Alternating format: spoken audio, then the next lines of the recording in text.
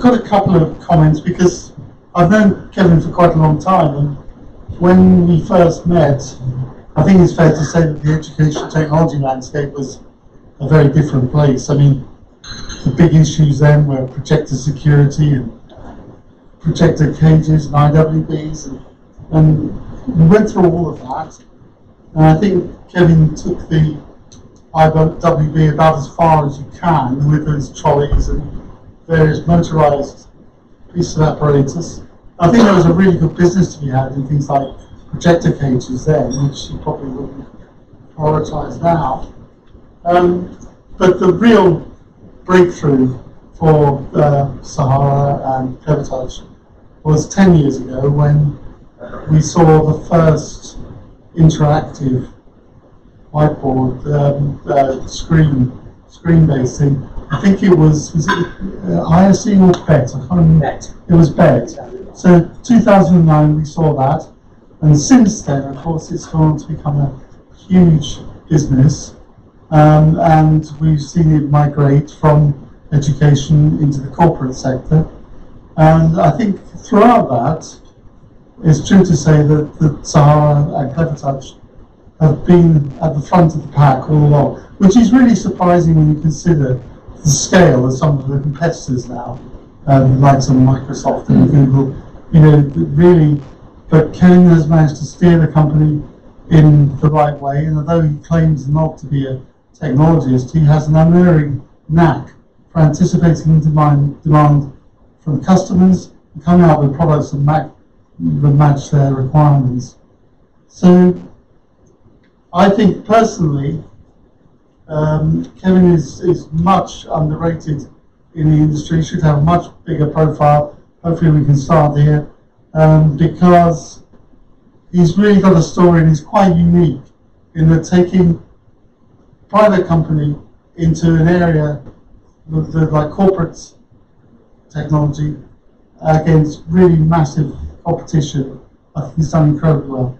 So let me commend his keynote address to you, ladies and gentlemen, Kevin Banley.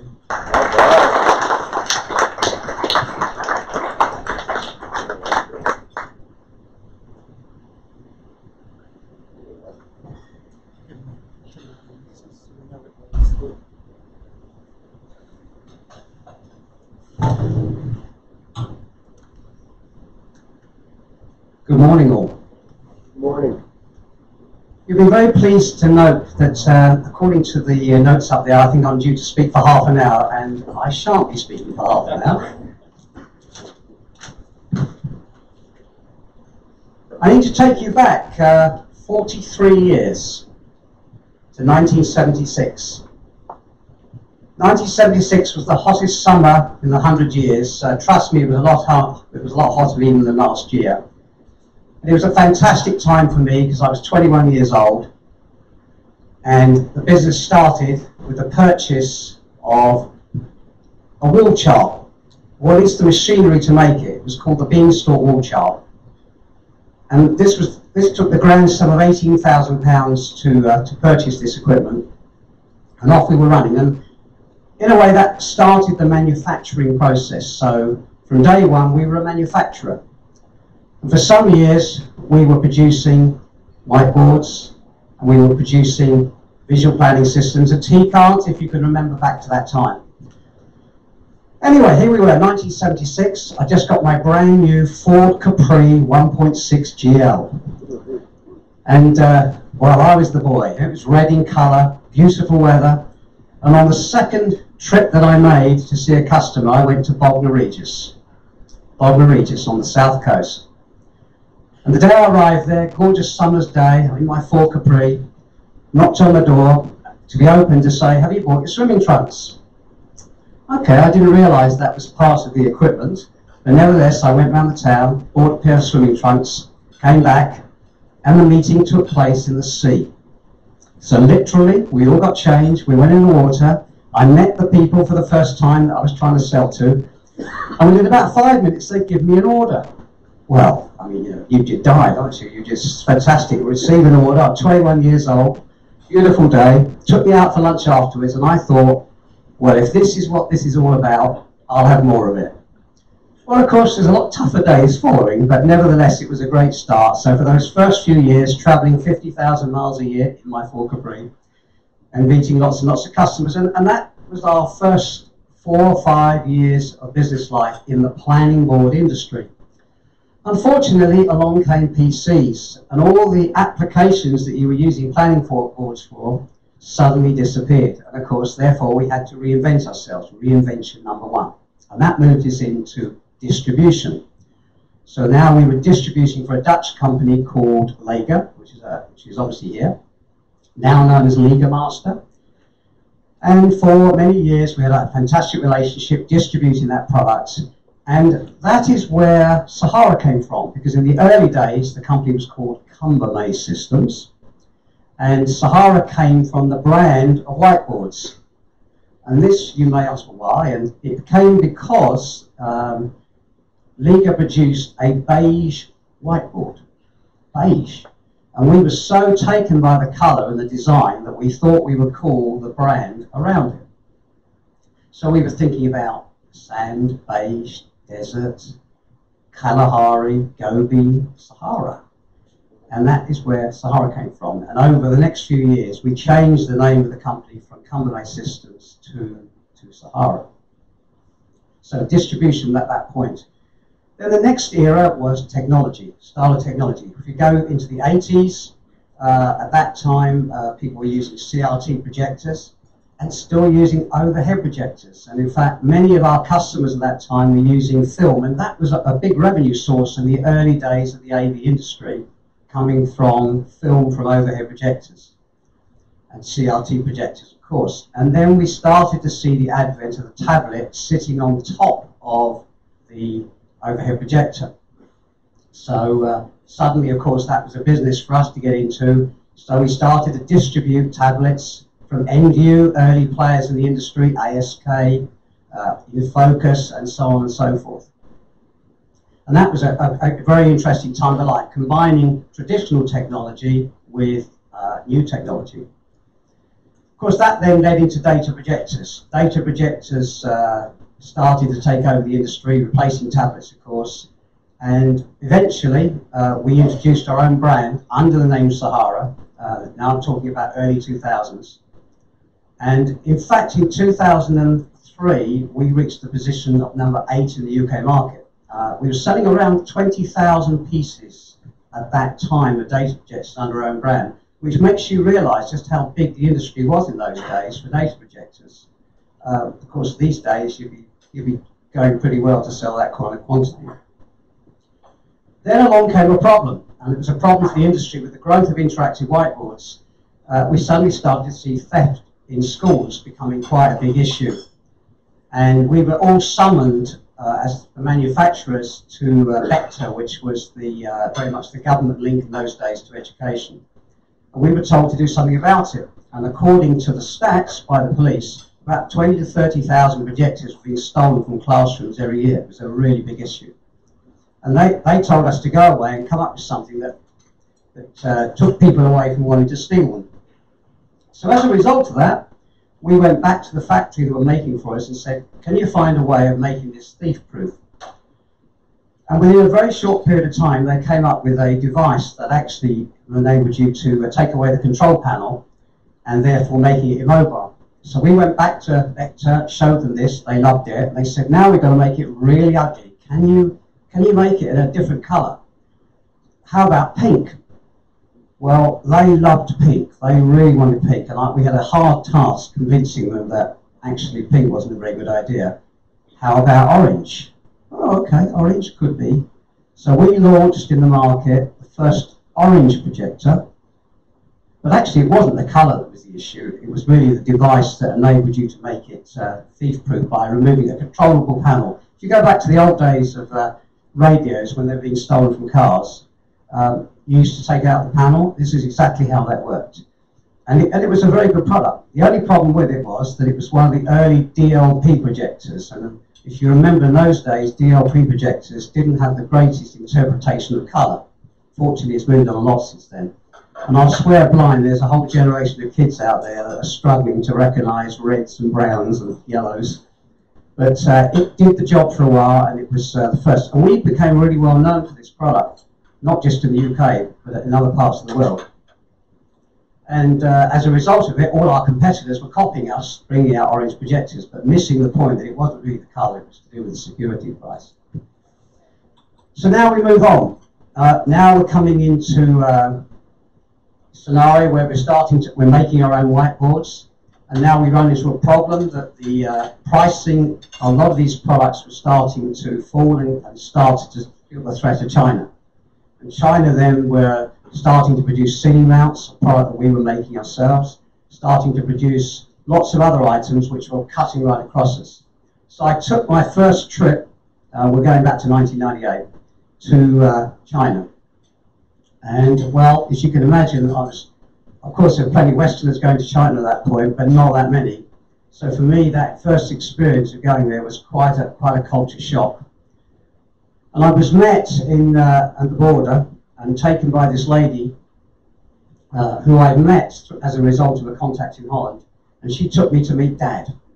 And Dad ran a steel company in a place called Dongguan, and he was very proud of this. And I was the first Westerner, I think he'd probably ever seen, but certainly the first Westerner he'd ever entertained within his company. And I have to tell you, when I went into this factory, what a shock that was. The noise levels were unbelievable. A lot of kids were walking around without shoes on their feet. I mean, I literally mean that. But worst of all was the cutting machines. And the cutting machines had no safety grills on them. So as you push steel plates in, if you didn't take your fingers away, then obviously you know the result. And I have to say, I had a real feeling of, is this right? Should we be doing this? However, if we now look 10 years on, or a bit further than that, in fact, what they produce these days is fantastic. It's also absolute Western standards, all the safety equipment.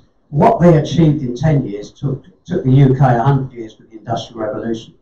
So that actually was quite a shock for me.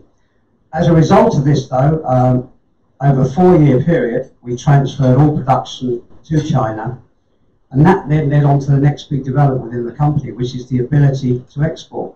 Because up to that point, we were entirely UK-centric. And of course, now we were getting our products made at pricing points that enable us to sell them in other parts of the world. And that was fantastic, because suddenly we were meeting international customers and giving us export opportunities, which actually serve us very well today. And again, if I come back to the culture, we started manufacturing, we're then distributing, manufacturing again, all part of the DNA of the company. So now we come to the 2000s, the growth of the interactive whiteboard, dominated in the UK by 2 major players who had about 90% of the market. It was the largest market in the world at that time, funded by government money. And of course, government money gave the industry a huge shot in the arm. As I said, 2 companies dominated that space, which is a great pity for us, because the year before, we just introduced our first interactive whiteboard called Cleverboard. Not a bad name. Unfortunately, we had no chance whatsoever of any traction in the UK because, of course, this domination by 2 other players. And although we were getting a lot of the ceiling mounts, cable kits and speakers, which we developed as a result of our contacts in China, it was very much the back end of the horse. So we started to export Cleverboard into Europe with mixed success, because those markets then were nothing like ready enough for interactive whiteboards. That came a bit later. But nevertheless, it gave us the start with that kind of product. So as you can imagine, we were pretty disappointed by the fact we missed out on that technology. So we were asking ourselves, okay, what's next? What's the kind of product that we can imagine is going to be utilized within education? What's the next big growth? And that led me to Taiwan, a gentleman who I will always be grateful for, because he, and I guess whatever help I brought to it, we came up with the idea of introducing touchscreen and integrating touchscreen, because at that point you could buy touchscreens as overlays, but nothing like as integrated as it needed to be. So in January 2009 at the VET show, we launched CleverTouch. And in those days it was a 65-inch single point touch, pretty basic. It had a retail price, 8,000 pounds, or 9,000 euros, or $10,000. So as you can imagine, we had a lot of interest, a lot of people very curious, but actually in terms of its appeal, well, obviously it was limited. And as a result of which, in 2009, we sold 150 pieces. Not very exciting. But year 2 went to 400, okay, for some improvement.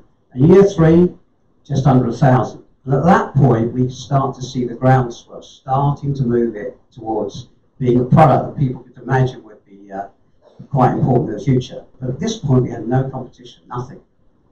It wasn't until about 2012 that we started to see some competition coming in. And of course, in many ways, that's good, because when you're paddling your own oars in life, that can be quite challenging. But that was a big change. But of course, at this point, there was no export. It was entirely UK-centric. Anyway, as we move on, of course, through the years, we now know that we're in a global industry, that interactive touchscreens now are becoming a huge business. And just to give you some stats that I have, last year, the total market for interactive flat panels was 1.2 million units. But 800,000 of those are in China. So in terms of growth, it's such a huge growth that's going to take place over the next few years, not just covering education, but also in corporate as well. That it makes it a very exciting business, and I'm sure you'll see that as you walk around the show today. Actually, if you put this into context, last year there were about 200 million TVs and commercial displays sold around the world. So on that basis, the interactive flat panel has 0.5%. So it gives you again an idea of the scale and scope of what we can achieve over the next few years. So today, we're now supplying into 50 countries. For this year, Clever Touch, about 80% of what we will sell will now be exported. So from nothing in the last few years, we've now gone to being very much export-centric. And we celebrated last year 10 years with Clever Touch. And it was really funny because on the stand we had this a few drinks, and anybody who happened to be on the stand at the time, we invited to say, come and have a glass of bubbly with us. I said a couple of words, and would you like to have a piece of cake? Well, the queue of teachers all standing in line waiting for their bit of cake. It was like a birthday party, so it was, it was fantastic to watch. So now to bring you up to date. So Sahara today, we are 43 years old. We are both a manufacturer and a distributor. And our DNA comes back to the DNA of the business right from day one, manufacturing, then moving into distribution. So we value highly the distribution that we have. We value highly the relationships we have with all of our different suppliers. And it's a core part of what we do as a business. But of course, that's very UK-centric. Clever Touch, now Sadeo, our own range of flat panels as well, under the brand Sadeo, now form the core of the manufacturing products, both in the UK and, of course, from an export point of view. But none of this would matter unless it was, because it's all about people, none of this would matter unless I had great people around me. I'm very lucky. First of all, my brother, Nigel, and I are the co-owners of Sahara. Nigel is running the financial side and does a fantastic job, and we're very close, and we've been very lucky as brothers to have complementary skills, whatever I have. He definitely has a good financial brain, and that's been very core. And also, of course, my fellow directors, Simon and Sam, who are sitting right in front of me, both have done 27 years service. Actually, I think that deserves a round of applause. So.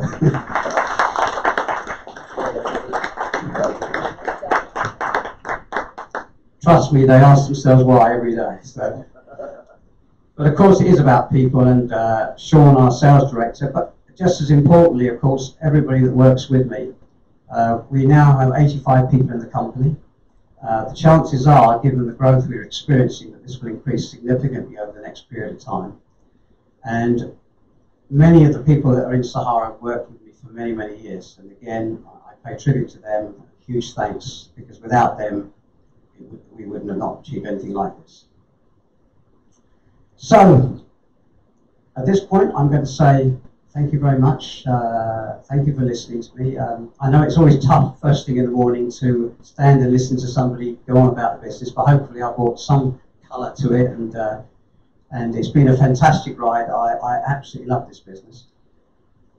I can't say I enjoyed last night too much because it was the Chinese New Year last night, and I ended up in a Chinese restaurant, and well, let's say that I wish I hadn't drunk so many. So, but it was great to be with the guys, and of course, the relationships that we all enjoy with our suppliers is always very, very important. Just not so much alcohol. Anyway, thank you very much indeed. Have a really great show, and I'm sure you'll have a really good time. So, many thanks.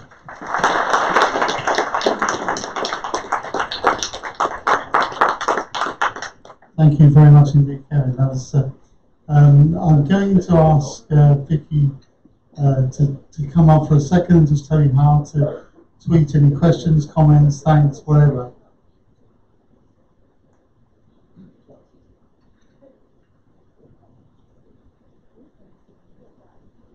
Hello everyone. Yeah, so if you would like to tweet any questions, it's to the @AVNewsUK address with the hashtag AV News Awards. We have had a couple of questions for you for Kevin. Is it okay to answer them?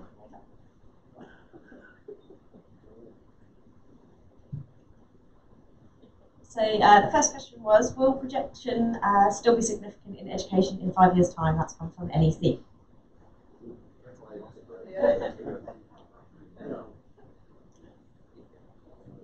Well, I guess inevitably within the education space, it's hard to see that IFPDs won't take over presenting in front of class. However, if we look at our business today, actually our projector business is very strong because it's all gone higher end. So we're now very much more involved in in-store projectors, and so the whole thing has changed completely. But the days of selling the kind of small format projectors certainly is in decline. I think that's global all around the world. And I have a question from Amy from ProV, and that's, what are you looking forward to seeing at ISE this year? First, my stand.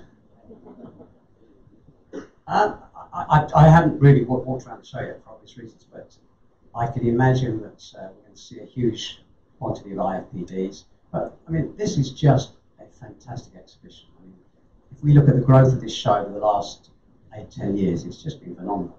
So it's a huge privilege to be here, and let's face it, in your life, to be involved with customers, your friends, to be together, it's just an awesome experience. And somebody at my age now, I still love it and get the buzz from the business. So just enjoy it, and you'll see some great products here. Thank you. I'll pass you back to Brian.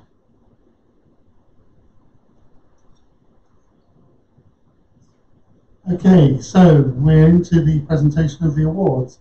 We started a bit late, so we only have about 15 minutes, but I'll do my best to get through 15 awards in 15 minutes. So what I'm going to do is present them in groups, which are the personal and service awards.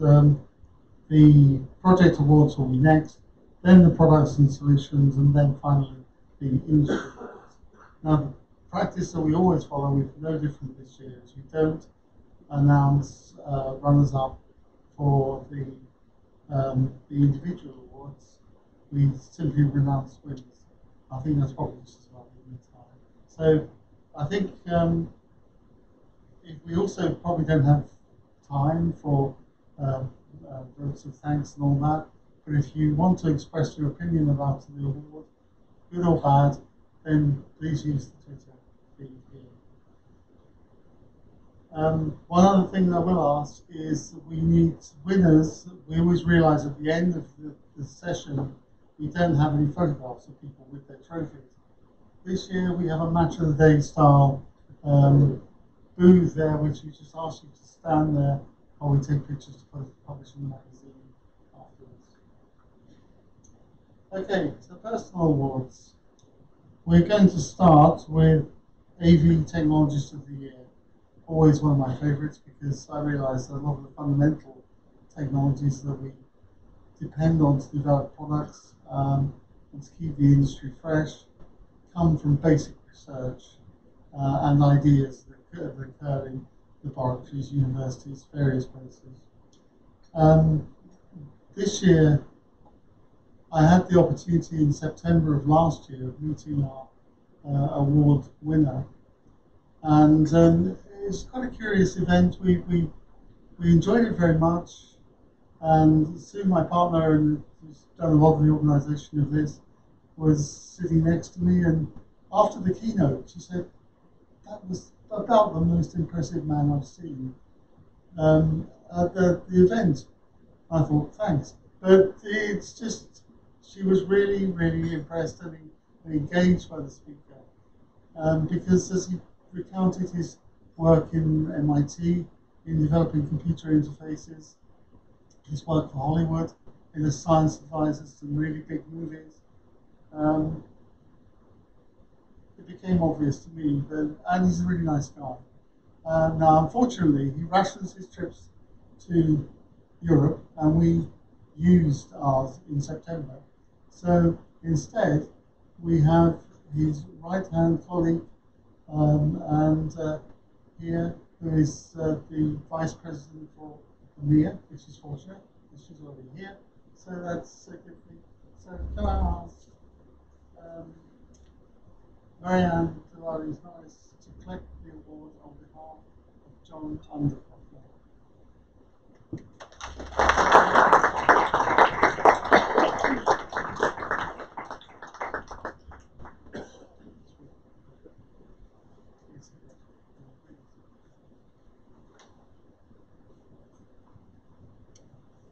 Our next award is for Sales Professional of the Year.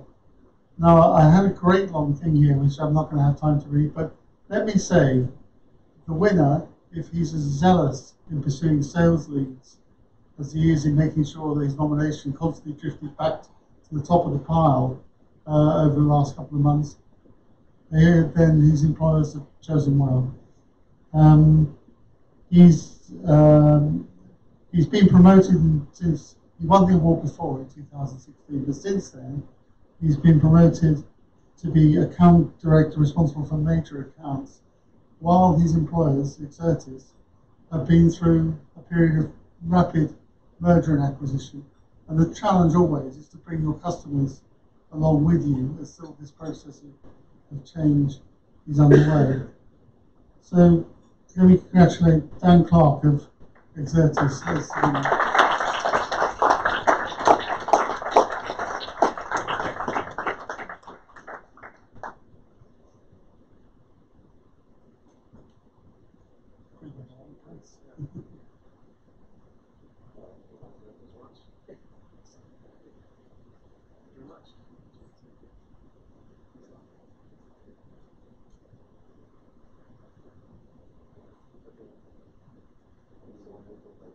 The next category is AV Support Professional of the Year, and I usually do a little hobbling on how important support is, how it leads to the next sale, blah, blah, blah. And I'm never convinced that anyone ever takes much notice.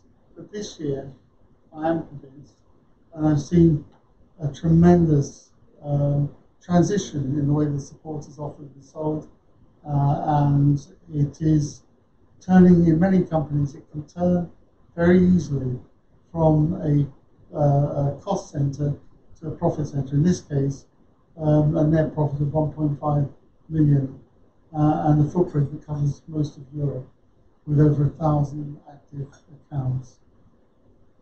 This is a relatively new name, but you'll be familiar with it from the past. Anne Picard of Vis-a-Vis Care, which is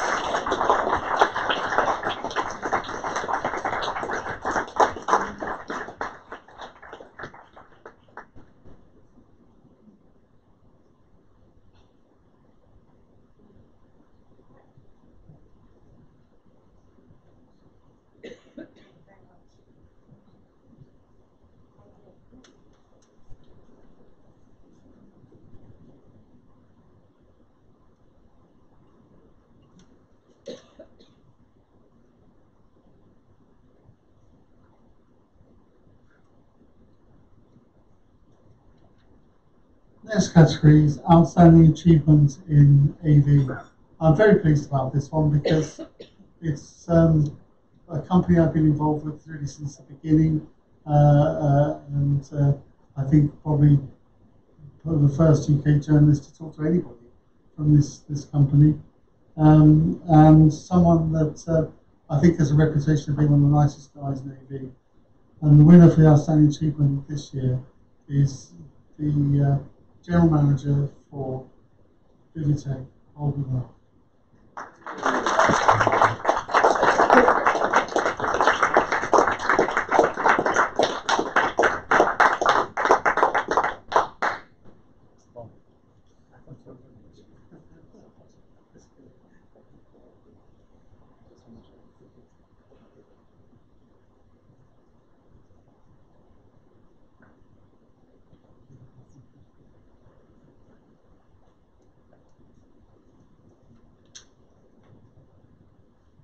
Next one, AV Marketing Professional of the Year.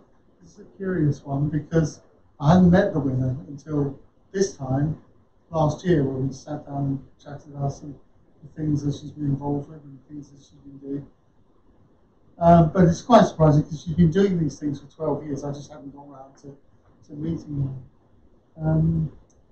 And the role that she plays, I think, is crucial in establishing the reputation of the winner's company as being people who are genuinely concerned about teaching schools, people. And she's been active in winning tenders in countries as diverse as Saudi Arabia, Vietnam, Malta, Egypt, and perhaps most recently, Russia. Winner is Gillian Rhodes of People.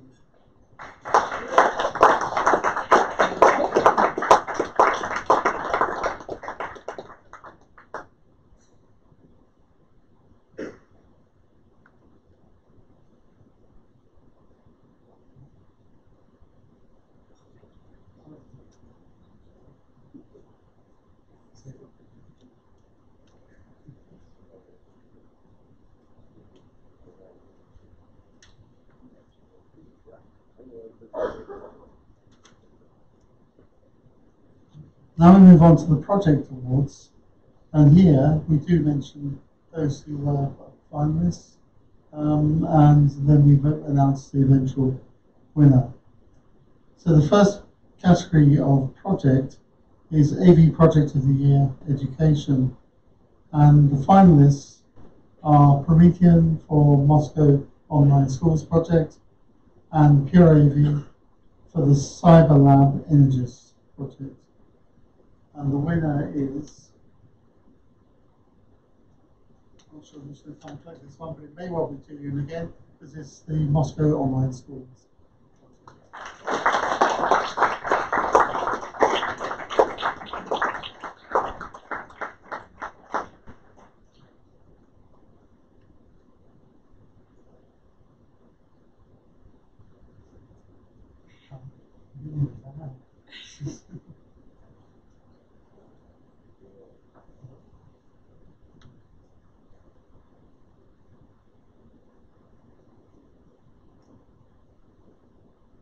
Next is AV Project of the Year Commercial. I'm not entirely sure how to announce this, but let's go through the finalists to start with. One is Clear VC and Optoma, one is MEC, one is Oblong, and one is Pro AV.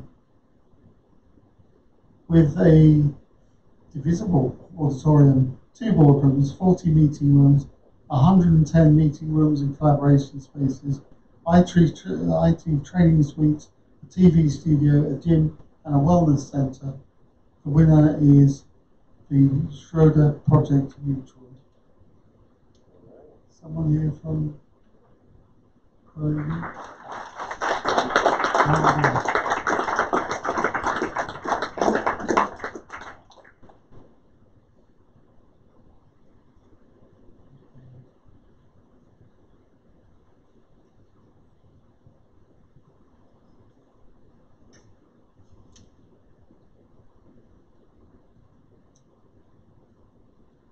Next category is AV Project of the Year Live Events. We have three finalists here. We have Macon for the BMW Vision iNext World Flight, NEC for the Royal Opera House Open Up project, and Samsung for a 360-degree LED scoreboard at the Atlanta Hawks State Farm Arena. So a genuinely wide-ranging group there. But Apple doesn't fall far from the tree, so we've awarded this to the NEC for the Royal Opera House project Open Up.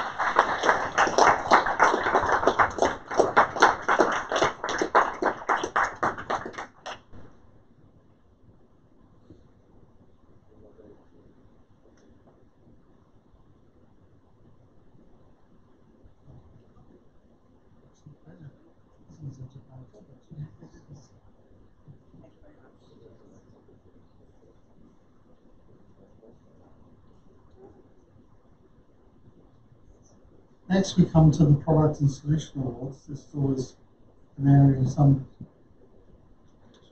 controversy.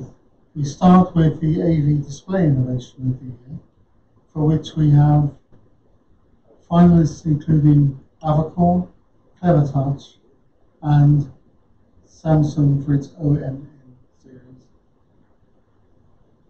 The winner probably should have won it last year, but there was a slight timing difference on production of the product, but it's CleverTouch for the pros.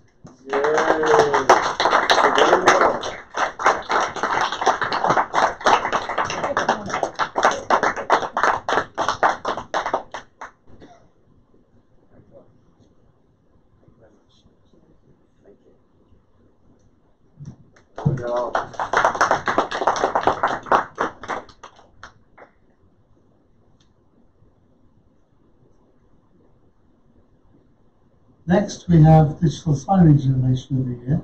We have quite a list of finalists, including Peerless for AV for its extreme high bright outdoor display, Samsung for its 8K OLED signage, Sadeo Live for cloud, Vestel for digital signage technologies recently introduced, but the winner is Samsung for its QLED 8K signage.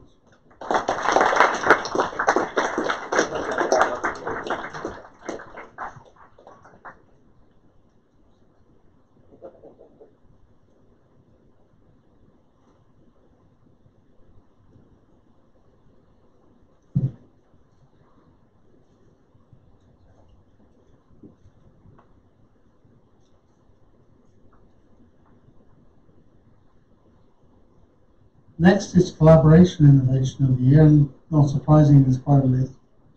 But we've thinned it down, and finalists include Logitech Meetup, Mersive for Solstice, and ViewSonic for Viewboard.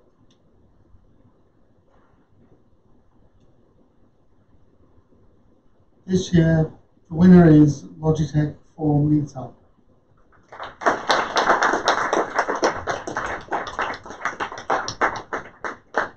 Do we have the Logitech person?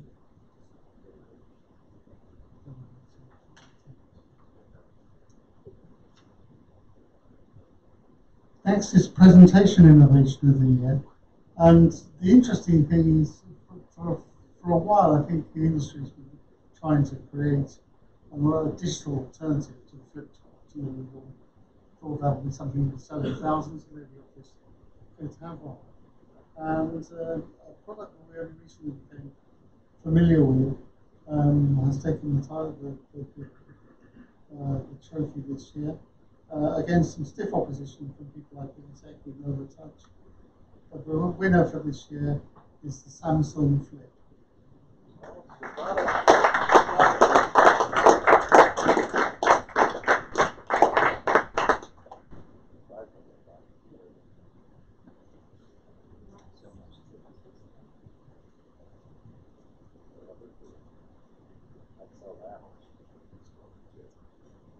We move on to what we call the industry awards, which are really more general awards. And the product that used to be the category that used to be deeply unpopular was has now suddenly become one of the most popular, is the AV Market Development Initiative of the year. We thinned the list out to the point where we had two very different finalists.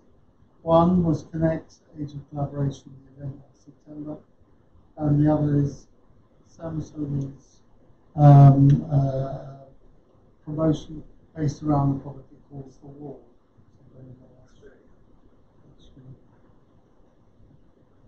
Over the course of 2 days in the Design Museum last year, Maverick hosted the stimulating keynotes, workshops, and networking opportunities, including John Cochran, centered around 4 thematic pillars: people, processes, space, and technology. It's a different approach to a conference about collaboration, and for me, it's one that really worked. So if you can ask someone from Maverick to... Yes. There's a 2 3 minutes. Good.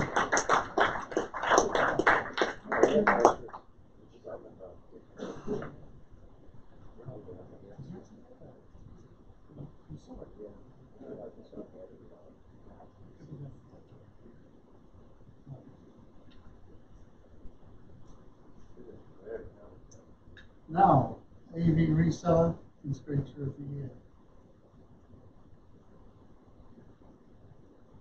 2 finalists to choose from here: Pure AV and Visa. I think because of the background and the restructuring, the judges opted for Visa as the Reseller Integrator of the Year.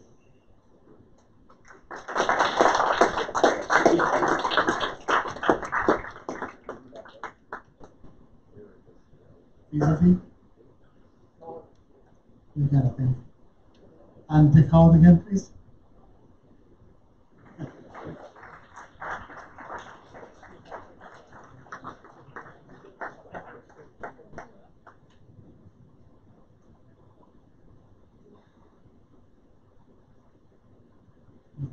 very much. Well done.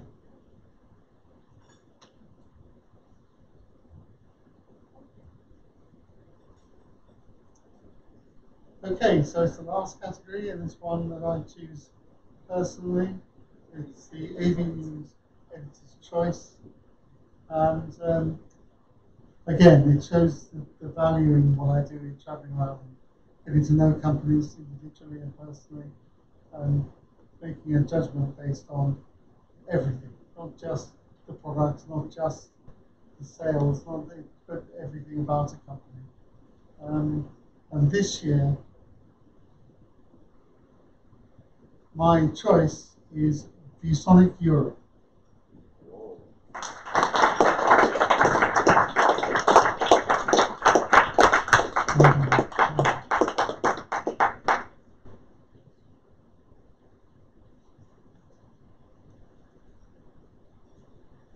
Okay, that's the conclusion of the formal part of the proceedings. All that remains is me to thank all of our sponsors whose logos were displayed on the video wall, the award nominees, those doing the slog of submitting the forms, and those assisting with the judges in the execution of the award ceremony. Particular thanks are offered to Kevin Batley for his presentation, to Rita for helping with the presentation of the awards, and to the creatives and AV support that we have from Acquire Digital and Piesco. I'd also like to say thank you to ISE's organisers. You can imagine there's quite a bit of competition for this slot in the morning. And the RISE catering and logistics teams are always first class. Finally, to mention our colleagues from Pixel Beach, thank you for your help. Finally, to all you guys for getting up early, making your way through the Amsterdam traffic and murk. Thank you for your time and attention. Look forward to seeing you here next year for one last time in Amsterdam. In the meantime, good luck and have a good show.